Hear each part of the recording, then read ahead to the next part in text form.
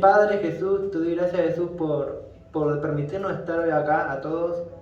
Te pido, Dios, que nos toque el corazón, que nos abras el corazón, el entendimiento, para que podamos entender hoy esta palabra. Te pido, Dios, que bendigas a las personas que vinieron hoy, apercibe los pasos de lo que faltan por venir. En tu nombre, Jesús. Amén.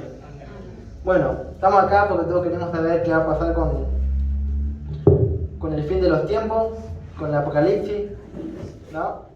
Hoy vamos a hablar de la veracidad de la Biblia, a ver qué tan veraz, qué tan real es la Biblia, ¿no? Que es 100% real, yo le digo. Bueno, primero tenemos que saber que la Biblia, el que tiene para anotar que anote, la Biblia tiene 66 libros, ¿no? En total, eso de Génesis, no sé, Levíticos, Corintios. En total tiene 66. En el Antiguo Testamento, 39 y en el Nuevo 27. En el Antiguo Testamento es antes de que viniera Jesús a la tierra y en el Nuevo es cuando vino Jesús a la tierra. Discúlpame, ¿en el Antiguo 37 dijiste? En el Antiguo 39 y en el Nuevo 27. Ah, gracias. Ahora, estos 66 libros que se escribieron, ¿no? Fueron 40 hombres que escribieron la Biblia, ¿no? 40 escritores que escribieron la Biblia, 40 personas que ahí con mano escribieron la Biblia. Pero la Biblia es inspirada por Dios. O sea, 40 personas escribieron la Biblia, pero las 40 personas estaban inspiradas por Dios para que Dios les decía dónde poner y qué poner en cada lugar, ¿no? También tenemos que saber que la Biblia no se contradice, ¿no? Todo lo que está escrito en ella, nada se contradice. También fueron aprobadas también por otro grupo de personas que también fueron guiadas por Dios, que eso se llama el canon. Voy rápido más o menos. Esos 66 libros que habían escrito las personas fueron aprobadas también por otro grupo de personas para ver qué libro estaba bien y qué libro estaba mal, y esos 66 libros fueron los inspirados por Dios. Ahora, hay tres formas en las que se escribió la Biblia, ¿no?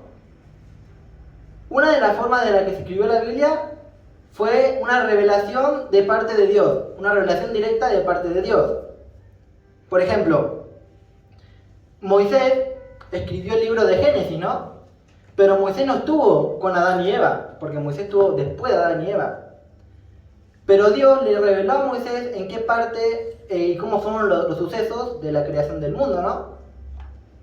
Otra de las formas que se escribió la Biblia fue el método de observación. Esto puede ser también los discípulos. Los discípulos que estaban con Jesús vieron a Jesús y observaron a Jesús y escribieron de lo que vieron, ¿no? Y la tercera forma de la que se escribió la Biblia también fue la investigación. Por ejemplo, hubieron discípulos que no estuvieron con Jesús, Marcos, Lucas, esos discípulos no estuvieron con Jesús, no vieron a Jesús físicamente, pero hablaron de Jesús en los libros de Marcos y de Lucas, ¿no? ¿Por qué pasa esto? Porque ellos investigaron acerca de la vida de Jesús. Ellos investigaron acerca de qué hizo Jesús cuando estaba en la tierra, ¿no? Ahora, ya sea por el método de revelación, ya sea por el método de observación, el método de investigación, toda la Biblia es inspirada por Dios, ¿no? Por eso no se contradice y no hay error, ni en un punto ni en una coma. O sea, fue como que Dios, el Espíritu Santo, le fue hablando a las personas para que las personas escribieran. Y no escribieron lo que ellos querían escribir, ¿no? Ellos escribieron lo que Dios les dijo que escribieran. Como dije antes, ¿cuántas personas escribieron la Biblia? A ver si uno atrás. 40. ¿Querés hacer una pregunta?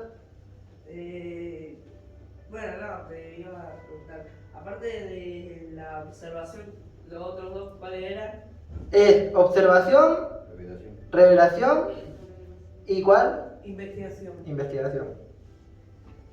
Bien. Bueno, 40 hombres escribieron la Biblia. Pero estos 40 hombres que escribieron la Biblia eran de diferentes culturas, diferentes rangos sociales, diferentes países, diferentes idiomas, diferentes épocas del año, ¿no? Y estamos viendo como en tantas diferencias que tenían entre persona y persona, en estas 40 personas que hubo, y ninguna de ellas se contradijo en nada, porque la Biblia no se contradice, ¿no? Yo, si a ustedes les pregunto qué piensan sobre el fútbol, le doy una hojita y me anota. Cada uno va a tener ¿cómo se llama? Opinión, eso, diferente, ¿no? Cada uno va a tener una opinión diferente. Y estando acá, todos en el mismo lugar, todos en el mismo idioma, todos donde estamos acá. Pero estos chicos eran diferentes países, diferentes épocas, diferentes culturas, diferentes rangos sociales. O sea, para que ellos se equivoquen estaban todas, ¿no? Para que se contraigan entre ellos. Pero como es inspirada por Dios, en estos 40 escritores no hubo contradicción, ¿no? Porque no era ellos que escribían, era lo que Dios quería que escribieran esas personas. Y ellos escribían lo que Dios les decía que escribieran, ¿no? O sea, sí, la Biblia la escribieron hombres, pero se lo reveló Dios. ¿Se entiende? Bueno, vamos a mostrar ahora unas imágenes de cosas que están en la Biblia y que hoy en día aparecen en la vida real, ¿no? Por ejemplo, en la Biblia nombra a Noé. Todos conocemos a Noé, el que subió al arca, el del diluvio. Ahora te paso el de... ¿Qué? ¿No es o no es? No, no es. ¿No es o el A mendero? ver. Esa fue el arca de Noé, que se encontró después de miles de años de que Dios en la Biblia lo había dicho, ¿no? Dios en la Biblia dijo que estaba Noé, que había habido un diluvio, que él había metido todos los animales en la barca. Y hoy en día está el arca esa de Noé. Esa es una evidencia de que lo que decía la Biblia hoy en día se encuentra físicamente. Hay otra cosa, pasa la imagen. Eso que ven ahí es la tumba de Jesús, ¿no? Esa fue la tumba donde Jesús murió y ahí la gente pasa y ve donde Jesús murió. Esas son dos cosas que se encontraron físicamente hoy en día, que por arqueólogos, por personas que están estudiando, ¿cómo se llama? Los tiempos antiguos, y hay muchas cosas más que fueron encontradas hoy en día que en la Biblia fueron hechas y la Biblia está nombrado, ¿no? Porque la Biblia, además de ser la palabra de Dios, además de ser una guía para las personas de cada uno, también es un libro de historia, donde cuenta la historia de Moisés, por ejemplo, la historia de Noé, la historia de Jesús y muchas historias más que uno encuentra ahí y que están, ¿cómo se llama? Científicamente comprobado de que estuvieron ahí esas historias, ¿no? O sea, la Biblia no es un libro de mitos. No es que uno lee la Biblia y dice, ah, Moisés abrió el mar y el mar se abrió y uno lo cuenta como si fuera un cuento de hadas. Sino que fueron cosas reales que pasaron en su tiempo y que nada, que están ahí, ¿no? En la Biblia, escritas. Ahora, los investigadores también saben que la fe cristiana está cimentada en la muerte y la resurrección de Jesús, ¿no? O sea, nosotros tenemos fe de que Jesús murió y resucitó en la cruz. Entonces muchos historiadores hicieron la pregunta, si no hubo Jesús, no hubo resurrección, no vino Jesús, entonces no hay fe, ¿no? Entonces se pusieron a investigar si Jesús realmente había existido en la tierra, ¿no? Descubrieron que sí, por otras fuentes extras de la Biblia, o sea, no por la Biblia, sino por cosas que estaban fuera de la Biblia, que Jesús había nacido. Ellos habían descubierto que Jesús había nacido. Hay un artículo de revista, se lo voy a leer textualmente, está. ¿No lo tenés ahí? Se lo doy y lo leo, porque yo para leer así soy...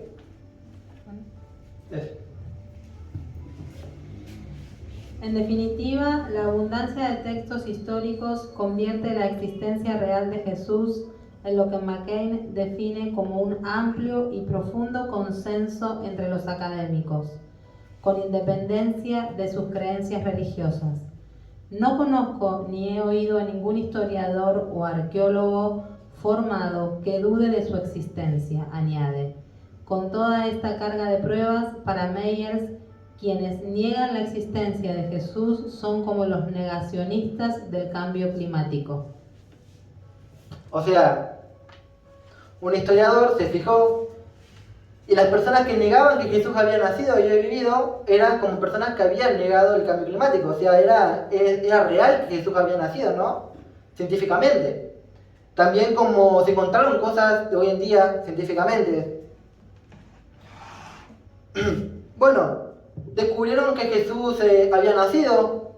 Descubrieron que la muerte de Jesús fue como la Biblia está dicha.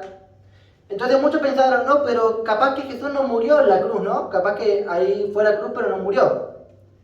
Eso también es una teoría errada, porque en la posición de la cruz, la posición esa que pusieron así, con los pies cruzados, ahí que están en la cruz, puede ver mejor.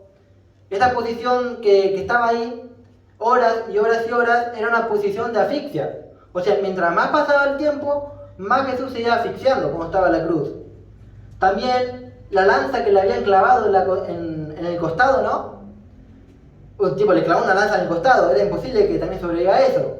Los latigazos que le habían mostrado, las heridas, dice que también se le veían los huesos y se podía contar los huesos, la corona que le habían puesto a la cabeza que tenía espinas que le tocaban el cerebro. O sea, es imposible sobrevivir a eso, ¿no? A todo el sufrimiento que había pasado Jesús en la cruz.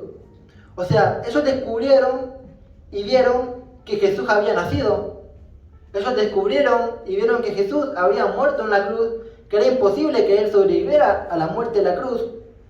Entonces, ellos dijeron, bueno, pero ¿y si no resucitó? Entonces se pusieron a investigar, y en fuentes extrabíblicas, ¿no? Sacando la Biblia, fuentes fuera de la Biblia, descubrieron que había personas que vieron a Jesús después de haber muerto. O sea, vieron a Jesús caminando después de que Jesús haya muerto. Y hay libros hoy en día que también hablan sobre eso, ¿no? Que vieron a Jesús después de haber muerto en la cruz. Es más, no me acuerdo el nombre de la persona, pero había uno que había visto que era como un Hitler, por ejemplo, pero de los cristianos, ¿no? Todas las personas que seguían a Jesús, él iba y los mataba. Las personas porque él pensaba que estaban locos, ¿no? Los cristianos. Bueno, pasa que muere Jesús y el chico después de haber muerto Jesús en la cruz, lo ve a Jesús caminando por las calles, ¿no? Y cuando ve a Jesús caminando por las calles, él ahí dice, ¿qué pasó acá? Lo que dijo Jesús que era real, las personas que sanó fueron sanadas de verdad. Entonces, era imposible negar que Jesús no había resucitado, y esa persona después se convirtió en un cristiano y empezó a predicar la palabra de Dios, ¿no? Por ese mismo milagro que había cometido Jesús. O sea, todas las personas que con sus estudios, con sus herramientas, ¿no?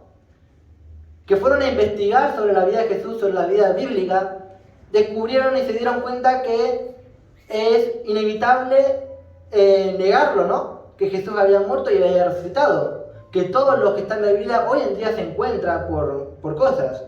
Hace poco también se había encontrado el arca del pacto, donde antiguamente Moisés hacía los sacrificios, ¿no? Eso habíamos visto la semana pasada, así que no falte. O sea, estamos viendo que Jesús fue real, la Biblia es real, es imposible que 40 escritores en diferentes épocas, en diferentes momentos, de diferentes rangos sociales, hayan escrito todo de lo mismo, porque fue todo de lo mismo. O sea, es algo que es inevitable decir que esto no es real, ¿no? Es obviamente real. Hubieron profecías en la Biblia que se cumplieron, ¿no? Entonces, ¿qué me dice? Que si esas profecías se cumplieron, que si Dios dice lo que dice la Biblia, no se va a cumplir lo que viene. ¿Se entiende? Si lo que Dios dijo que se iba a cumplir se cumplió, ¿por qué no se va a cumplir lo que viene? Es más, vamos a ver unas profecías que se cumplieron. Vamos a ver Isaías 40:22. Lo leo de nuevo. Isaías 40:22. Él está sentado sobre el círculo de la tierra, cuyos moradores son como langostas. Él extiende los cielos como una cortina, los despliega como una tienda para morar. Bueno, déjame un segundo. ¿Qué dice la primera frase? A ver si me sabe. Lee. Él está sentado sobre el círculo de la tierra. Bien. O sea, dice que la Tierra es un círculo, ¿no? Bueno, les quiero decir que por investigaciones también, el libro de Isaías fue escrito aproximadamente en el año 740 o 700. Entre los 700 y los 740 fue escrito el libro de Isaías. Antes de Cristo. Antes de Cristo, sí, eso está. O sea, el libro de Isaías fue escrito en 740 antes de Cristo. Bueno, hay un artículo que le voy a leer y dice: en el segundo viaje de Colón pudo observar el eclipse lunar del 14 al 15 de octubre de 1484. Estamos viendo 1484, después de Cristo. Bueno, y certificando definitivamente la esferilidad de la Tierra, ya descrita por Claudio Lomelo, no sé cómo se dice el Tu nombre. inglés no es tan bueno como el mío. No, es un nombre raro. Bueno, por Claudio el verdulero. O sea, dice que definitivamente la esferilidad de la Tierra. Estamos viendo que antes de que viniera Jesús, el antes de Cristo, en los años, ya todo el mundo sabemos que es, por ejemplo, acá murió Jesús, en este momento murió Jesús, vino Jesús a la Tierra. Entonces está el después de Cristo y el antes de Cristo. El de después de Cristo es el que estamos viendo nosotros. 1 año, 2 años, 3 años, hoy estamos en el 2023, ¿no? O sea, desde que vino Jesús a la Tierra hasta el 2023 es en la época que vivimos. También está el antes de Cristo, que es el -1, -2, -3, entonces va bajando, ¿no? Acá va subiendo, acá va bajando. Y este artículo de Isaías, en el libro de Isaías, decía que el círculo de la Tierra era, lo había dicho, perdón, en el año 700, ¿no? Y los científicos descubrieron en el 1400 que verdaderamente el círculo, la Tierra era esférica. Es más, en su tiempo la gente creía cualquier cosa. Creía que la Tierra lo sostenía un gigante. Otros creían que una tortuga, es verdad, una tortuga llegaba a la Tierra en un mar de no sé qué. O sea, para las personas decir que la Tierra era redonda, ahora, acá llega alguien que dice que la Tierra es plana y... No. ¿Ah, no? Para la gente de su época, decir que la Tierra era redonda era una locura, ¿no? Que estaba sosteniéndose en el aire la Tierra. Eso era una locura que alguien dijera eso. Pero Dios ya lo había revelado en su tiempo y después fue descubierto, por la ciencia. Muchas profecías también que fueron cumplidas. Por ejemplo, la época está dividida, como dije antes, en antes de Cristo y después de Cristo. Eso también dice que Jesús vino a la Tierra. Es más, hasta los ateos, los agnósticos, los que no creen en Dios, cuando festejan el Año Nuevo, festejan el 2023, 2024, están festejando el nacimiento de Cristo, ¿no? O sea, todas estas profecías, toda esta cosa de la Biblia que es real, ya está escrita, ya se cumplió, ¿no? Entonces, ¿qué me va a decir que las profecías que vienen no se cumplirán? Porque hay profecías que están escritas en la Biblia que habla sobre el fin de los tiempos, y si todo lo demás fue verdad, no se equivocó y no hubo error en nada de lo que se profetizó, ¿qué me va a decir que va a haber error en lo que se va por venir, no? Obviamente va a ser todo real porque ya lo anterior fue real. ¿Alguno tiene alguna duda en este tema? ¿Una pregunta?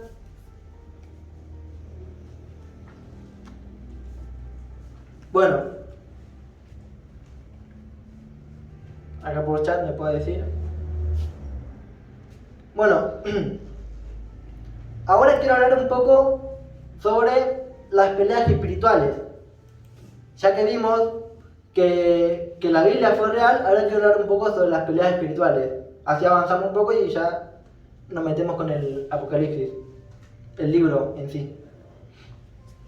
Bueno, ahora, todo el mundo vivimos en un mundo físico, ¿no? Vivimos en un mundo de carne y hueso, vivimos en un mundo de material, ¿no? Un mundo material. Pero detrás del mundo físico se encuentra el mundo espiritual. O sea, estamos en el mundo físico y detrás de este mundo físico está el mundo espiritual. Es, por ejemplo, uno tiene el botoncito de WhatsApp, ¿no? Uno va, toca el botoncito y se abre WhatsApp. Pero detrás de ese botón que uno toca y se abre WhatsApp, hay todo un mundo de programación que hace que esa acción de tocar el botón haga que se abra la aplicación, ¿no? Todo eso que está detrás del botón. O sea, el mundo espiritual es algo así. Es algo que no vemos, pero está. Y si uno quiere cambiar el mundo espiritual, para cambiar el mundo físico tiene que hacer un par de cosas. Primero quiero preguntar, a ver si alguno me sabe responder, ¿quiénes están en el mundo espiritual? ¿Quiénes piensan ustedes que están en este mundo espiritual? ¿Allá al fondo? Los ángeles, los demonios y Dios. Los ángeles, los demonios y Dios. Bien, bien. Ahí nos quedamos. Ahora, ¿hay reinos que en el mundo espiritual? ¿Qué piensan? Que le diga que sí, que levante la mano. Bien. ¿Qué reinos que están en el mundo espiritual? ¿Qué reinos piensan? El de las tinieblas y el de la luz. Bien. En este mundo espiritual están los ángeles, los demonios, está Jesús, están el diablo, ¿no? Está el reino de Dios, el reino de las tinieblas. Vamos a leer un versículo. ¿Lo querés leer?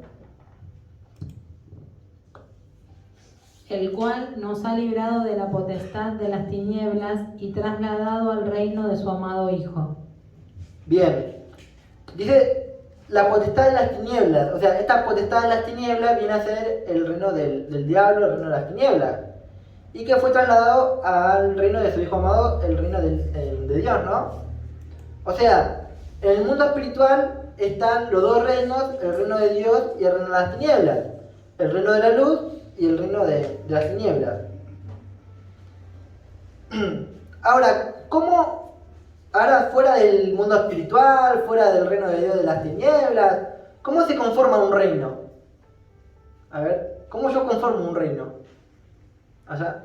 Y sería un rey, Ajá. sea de las tinieblas o Sí, sí. Y bueno, y abajo ya viene el ejército vendría a ser. El ejército. Sí.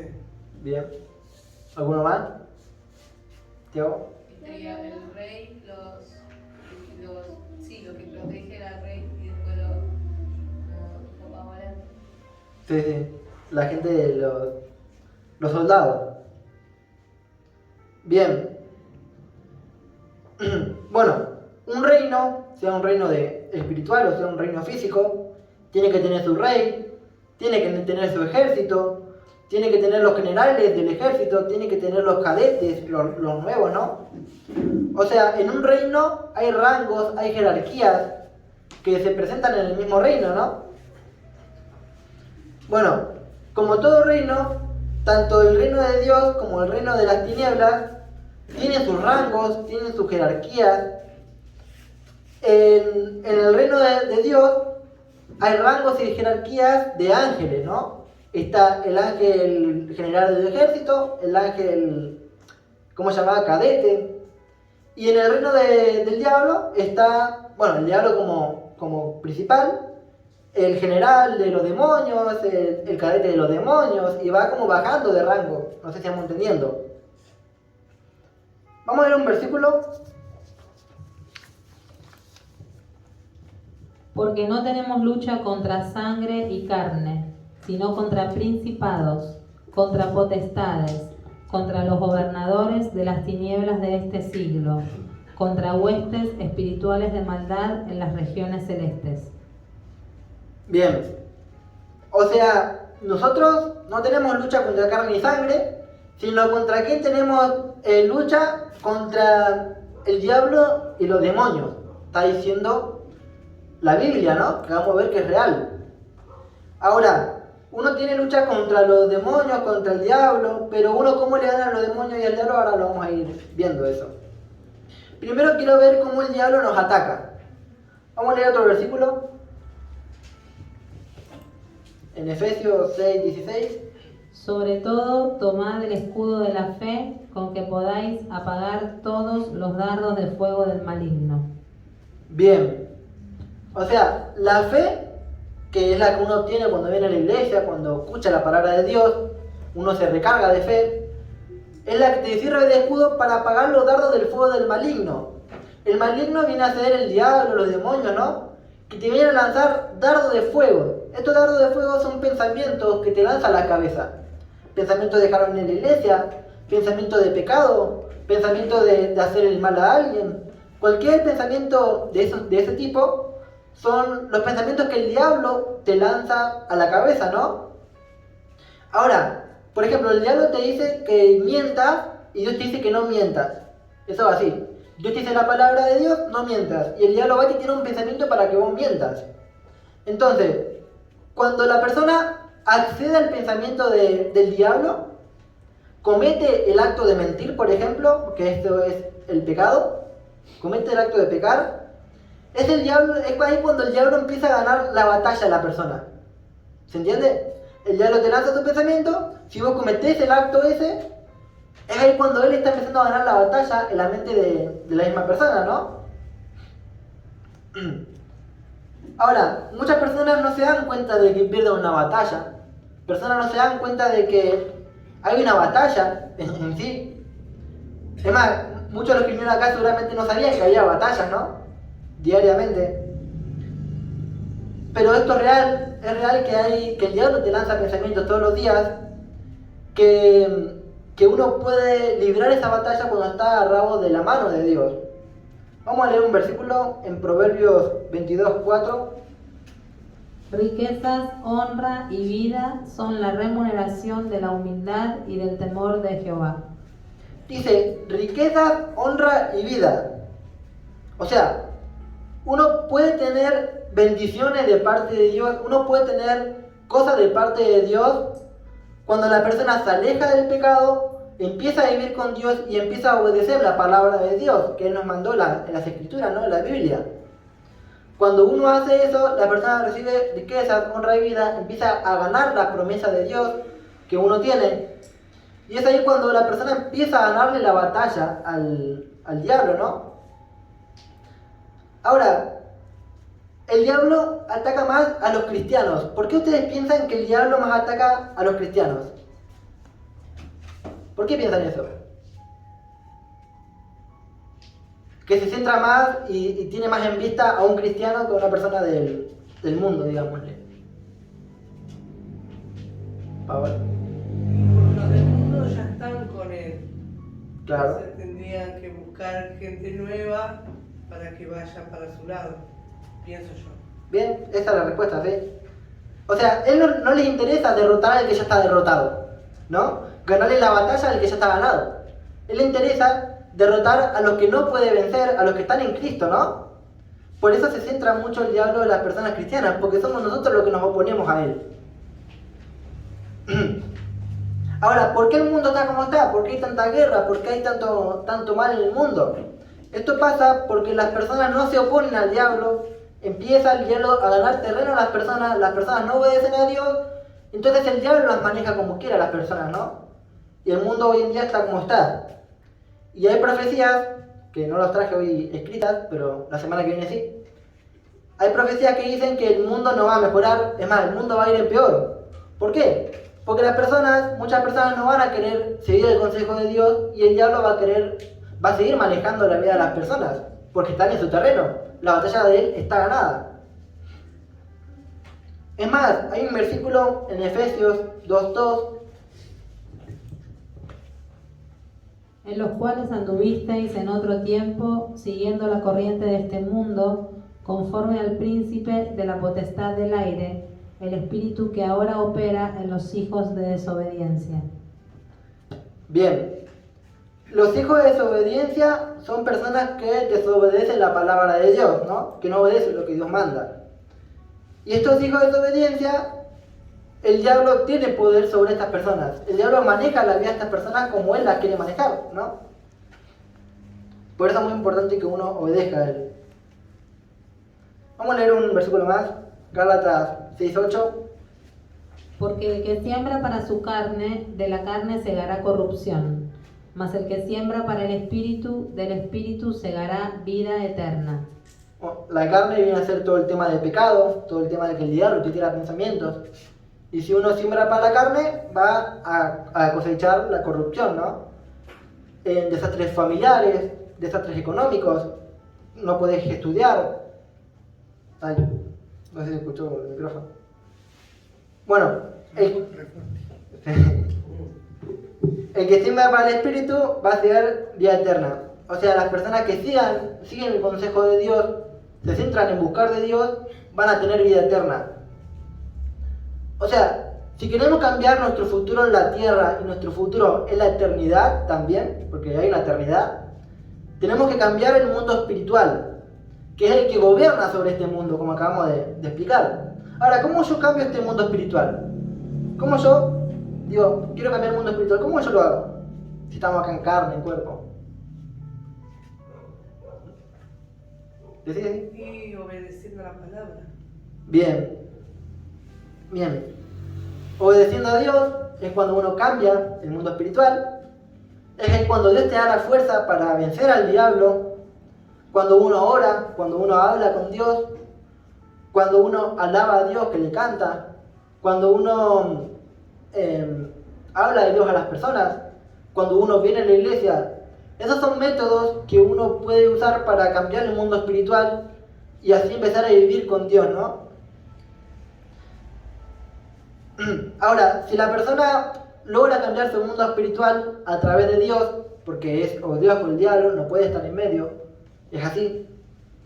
Si uno logra cambiar el mundo espiritual con Dios, se va a reflejar en el mundo físico y la vida de la persona le va a ir más feliz, la persona va a estar más contenta, le van a salir las cosas que no le salían antes. Los problemas que antes tenía se le van a ir, las enfermedades se curan. O sea, son todas cosas que uno va cambiando a medida que cambia el mundo espiritual.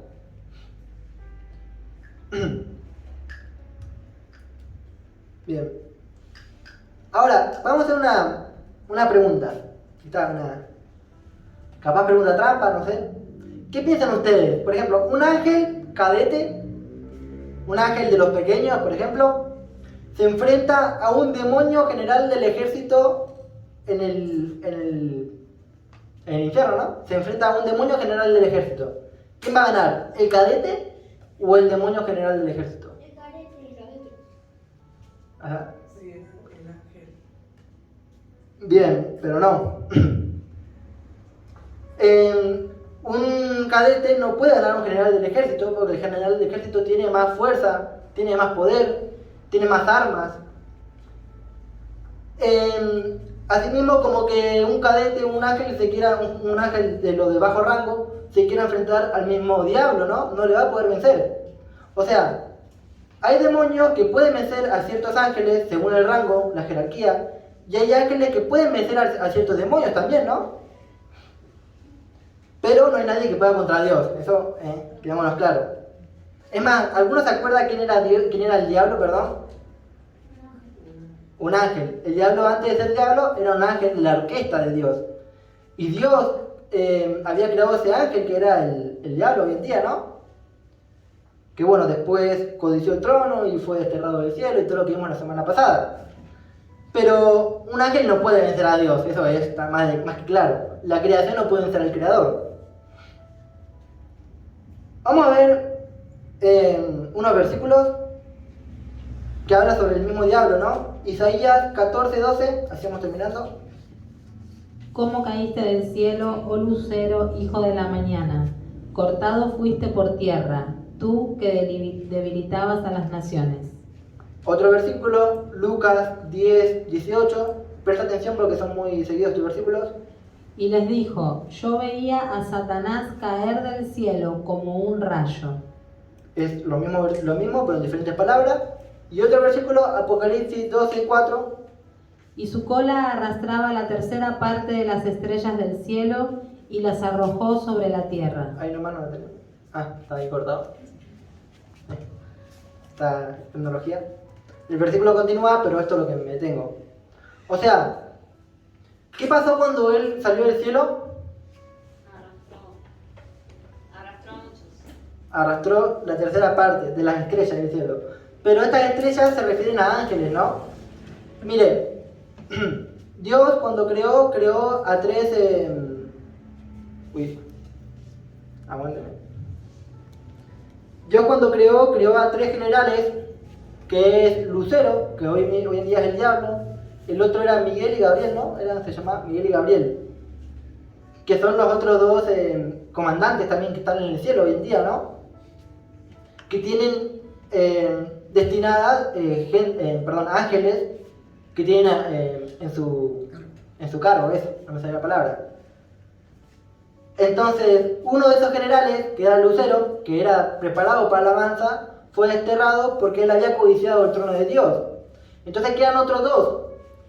El tema es que, imagínense, en el cielo estaba, por ejemplo, tres partes, ¿no? Dios había creado estos tres. Ahí estaban formados todos los ángeles del cielo, toda la población del cielo, por ejemplo. Entonces, uno fue desterrado.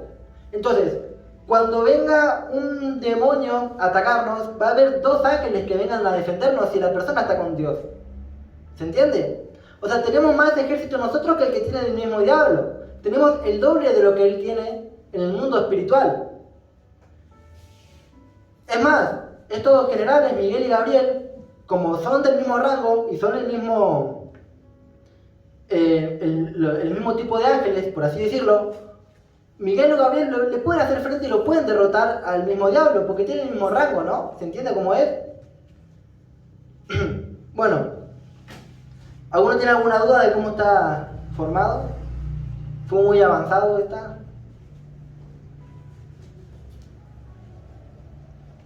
Bueno,